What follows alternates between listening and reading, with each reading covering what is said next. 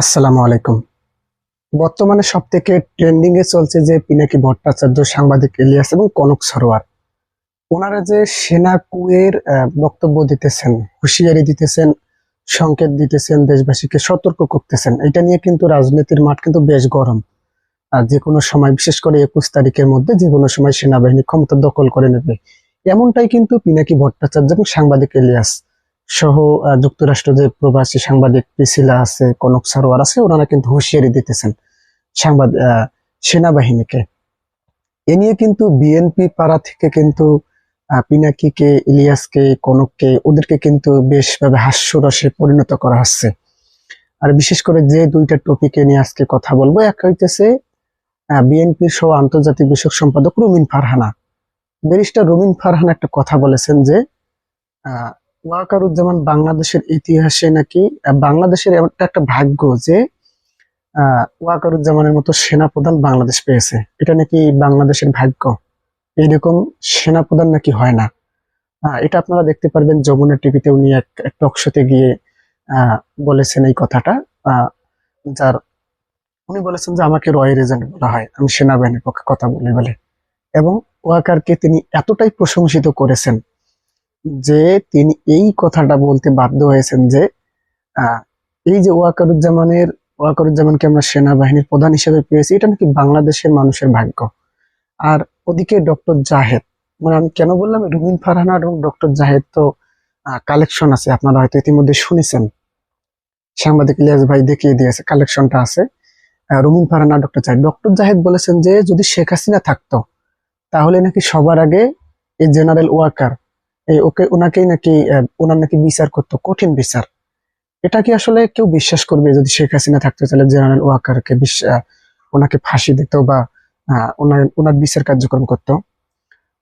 এটা আসলে মোটেও বিশ্বাসযোগ্য নয়। কেননা এই জেনারেল ওয়াকারের মাধ্যমে কিন্তু শেখ হাসিনা ক্ষমতায় টিকেছিল এবং ওনার আত্মীয়। তাহলে প্রশ্ন হচ্ছে, বিএনপি কেন সেনাপ্রধানকে বাঁচাচ্ছে বা সেনাবাহিনীর পক্ষ নিয়ে সরাসরি দাঁড়িয়েছে?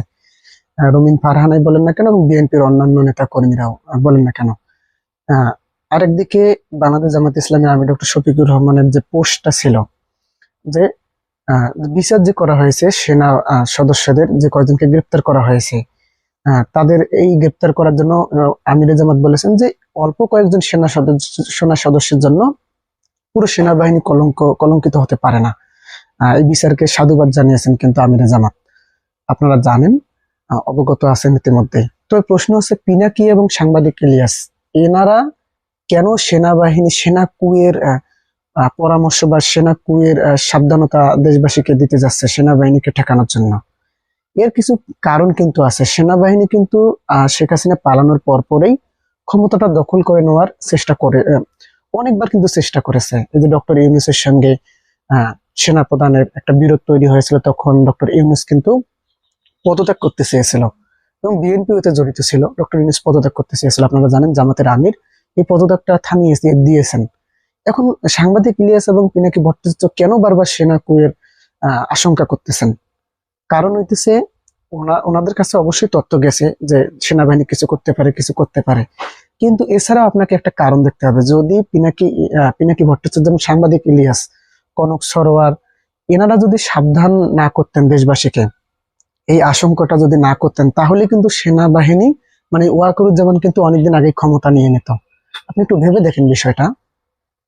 কেননা বিদেশ থেকে পিনাকি, সাংবাদিক ইলিয়াস এদের মতো জনপ্রিয় ব্যক্তিগণ এভাবে বারবার সেনাবাহিনীকে টার্গেট করে এই সাবধানতা বা সেনাবাহিনীকে হুঁশিয়ারি দিতেছেন বলেই কিন্তু সেনাপ্রধান এখনো ক্ষমতায় দখল করে নিতে পারেনি। না হলে এই সেনাপ্রধান শেখ হাসিনা পালানোর পরপরই কিন্তু ক্ষমতাটা দখল করে নিতেন। এই ডক্টর ইউনূস, এই বিএনপি, এনাদের আসলে সেনাপ্রধানের ভয় পাওয়ার কোনো কারণ নেই। আহ, এই শুধুমাত্র সাংবাদিক ইলিয়াস এবং পিনাকি ভট্টাচার্য, বিশেষ করে পিনাকি ভট্টাচার্য, ওনাদের ভয়ে ওনারা যদি ডাক দেন তাহলে সাধারণ মানুষ কিন্তু আবার ছুটে যাবে। এই ভয়ে কিন্তু সেনা প্রধান বা সেনাবাহিনীর পক্ষ থেকে এখনো ক্ষমতা দখল করার আহ, চেষ্টা অনেকবারই করেছে, কিন্তু প্রত্যেকবারই ব্যর্থ হয়েছে, সেরকম ভাবে সাহস দেখায়নি। তো সেই একটা আশঙ্কা দেখা দিতেছে আগামী 21 তারিখের মধ্যে। কেননা আপনারা জানেন যে সেনা সদস্যদের বিচার করা হবে, যারা অভিযুক্ত জুলাই আগস্টের হত্যাকাণ্ডের সঙ্গে জড়িত, তাদের বিচার করা হবে। তো এই উপলক্ষে সেনা কু একটা হতে পারে এমনটা আশঙ্কা করতেছেন।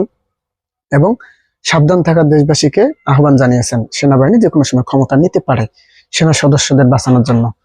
এখানে যদি এটা এটা ভালো দিকও দেখতে পারেন আপনি, খারাপ দিকও দেখতে পারেন। খারাপ দিক দেখার তো সুযোগ নেই। ভালো দিক হইতেছে সেনাবাহিনী যদি এরকম করে তাহলে এই যে ইলিয়াস এবং পিনাকি এদের ভয় কিন্তু আর করবে না। তো এটা একটা ভালো দিক। না করলে নাই, সমস্যা তো নাই। সেনাবাহিনীতে এমনিতে আগে থেকে বিতর্ক।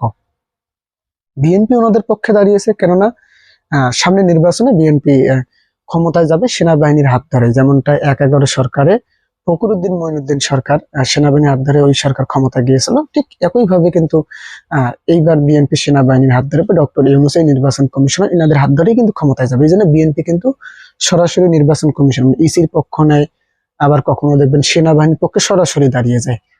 এটাই কিন্তু, তবে এখানে যেই বিষয়টা টপিক হয়ে দাঁড়িয়েছে যে বিএনপি সহ আন্তর্জাতিক বিষয়ক সম্পাদক ব্যারিস্টার রুমিন ফারহানা যে বক্তব্যটা দিয়েছেন যে বাংলাদেশের নাকি ভাগ্য যে আমরা এরকম একটা সেনাপ্রধান পেয়েছি, এই বিষয়টা সব থেকে হাস্যকর এবং সরাসরি এই ইঙ্গিতটাই দিতেছে যে বিএনপি এবং সেনাবাহিনীর মধ্যে একটা সম্পর্ক হয়ে গেছে অনেক আগে থেকে, যেটা আমরা বলি এটাই তার আসলে প্রমাণ। সামনে নির্বাচনে এটাই কিন্তু আপনারা দেখতে পারবেন। না হলে এই যে জেনারেল ওয়াকার বাংলাদেশের জন্য ভাগ্য, এটা আসলে কখনোই বলা উচিত নয়। এরকম কিছুই উনি কিন্তু করেননি। উনি অনেকবারই ক্ষমতা দখল করার চেষ্টা করেছেন, কিন্তু প্রত্যেকবারই ব্যর্থ হয়েছেন, প্রত্যেকবারই কিন্তু ব্যর্থ হবেন। এবং ডক্টর জাহেদ, এই দুইজন কিন্তু বিএনপি ওনাদেরকে আসলে লাগিয়ে দিয়েছে এইভাবে বক্তব্য দেওয়ার জন্য। তো এদের পরিকল্পনা আসলে সফল হবে না। এই ২১ তারিখের মধ্যে কখনোই ওরা ক্ষমতা দখল করতে পারবে না, যতদিন না এই ছাত্ররা এবং এই জামাত এরা মাঠে থাকবে, ততদিন ওরা কখনোই ক্ষমতা দখল করতে পারবে না। যতই সেনা কু করার চেষ্টা করুক, কিন্তু করতে পারবে না।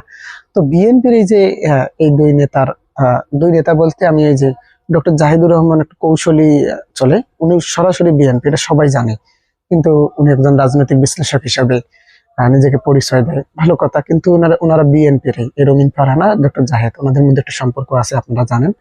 তো এদের পরিকল্পনা আসলে কখনো সফল হবে না। কখনো সেনাবাহিনী ক্ষমতা দখল করতে পারবে না। তো দর্শক, আপনি কি মনে করেন ২১ তারিখের মধ্যে কি এমন কিছু একটা ঘটতে যাচ্ছে? আপনার কাছে কি মনে হয়? অবশ্যই অবশ্যই আপনাদের মন্তব্যটি কমেন্ট করে জানাবেন। ধন্যবাদ। আসসালামু আলাইকুম।